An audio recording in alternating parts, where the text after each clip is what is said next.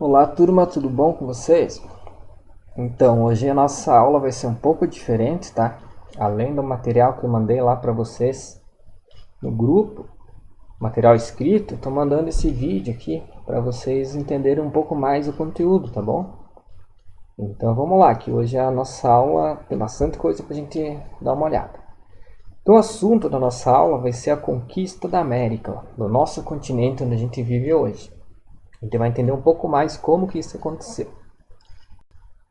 Mas para a gente entender isso, a gente tem que fazer uma pequena revisão lá nos conteúdos que eu passei nas outras aulas para vocês.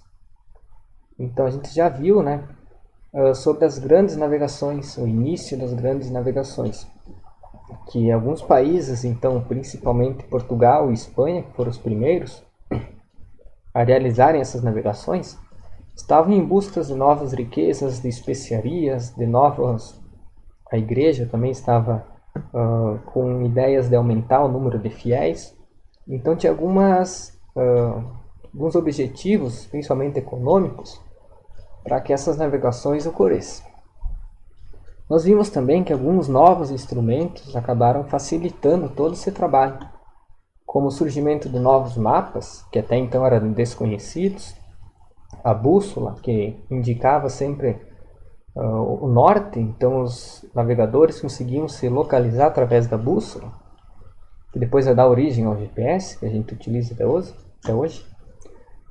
E principalmente as caravelas, né? Aqui até tem um exemplo aqui das caravelas, que eram embarcações movidas ao vento, pelo vento, e que conseguiam então fazer longas viagens, eram bem resistentes. Então essas foram alguns dos instrumentos, né, das inovações que permitiram que alguns países saíssem lá da Europa em busca de novos territórios.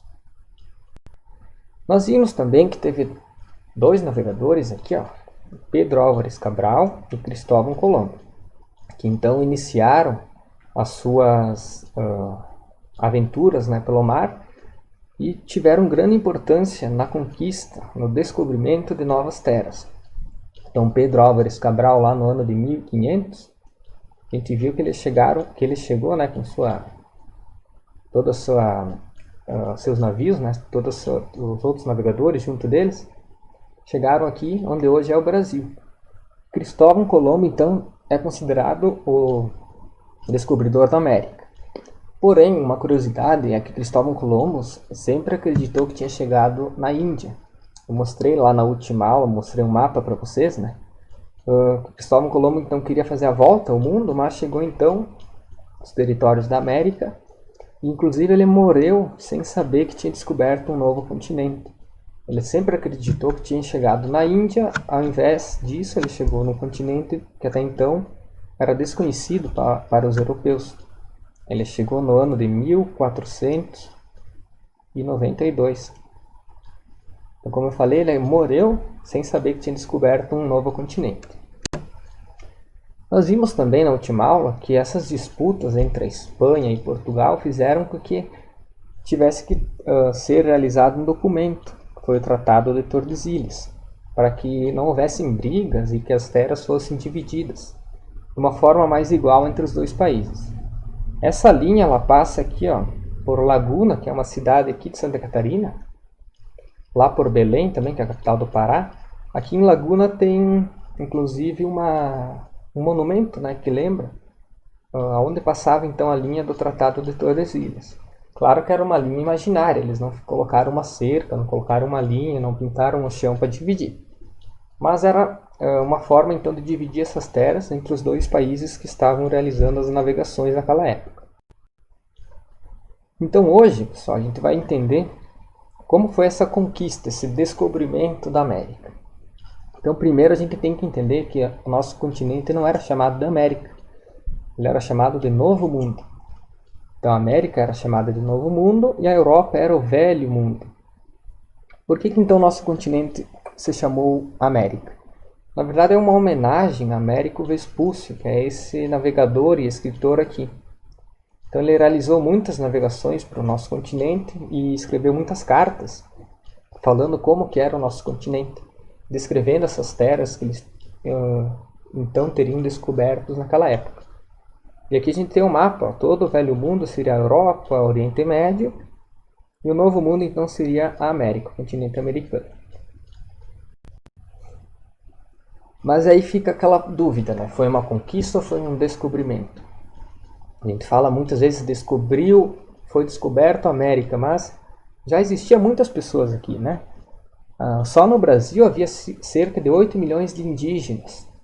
E atualmente no nosso país não tem nem 1 milhão, tem menos de 1 milhão de indígenas. Então aqui vivia muita gente. Então na verdade a gente não pode falar que foi descoberta uma nova terra, porque essas terras já existiam, né? Existiam pessoas aqui. E sim que foi uma conquista então dos europeus. Tanto é que os navegadores, quando chegavam aqui, uma viagem longa lá da Europa para a América, sem comida, sem água potável, uma viagem que demorava até 3 meses, eles chegavam aqui quase mortos, então muito doentes algumas vezes, sem alimentos, como eu falei, bem debilitados, e os índios acabavam socorrendo essas pessoas para que elas então não morressem de fome ou morressem por doenças. Então, como eu falei, essas terras não foram descobertas, porque já existia muita gente aqui. E, como eu falei, no início havia muita parceria entre os índios e os navegadores, então eles se aliavam para troca de objetos, para troca de trabalho entre eles, mas essa parceria foi acabando aos poucos. Então o povo indígena começou a ser dizimado. Falei para vocês, né, em 1500 os índios eram em torno de 8 milhões. Hoje é menos de 1 milhão o número de indígenas no país. Então, com o tempo, a violência começou a aparecer. Os europeus chegavam aqui, eles tinham armas melhores, eles tinham conhecimentos de como dominar os povos que não tinham armas, eles tinham conhecimento maior de como fazer com que as pessoas passassem fome, por exemplo. E além disso, quem vinha lá da Europa tinha muitas vezes doenças que os indígenas daqui não conheciam.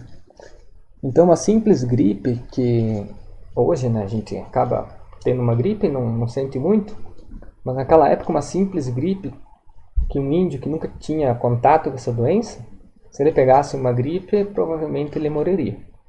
Então milhões, né, de índios foram mortos, ou por combates ou por doenças.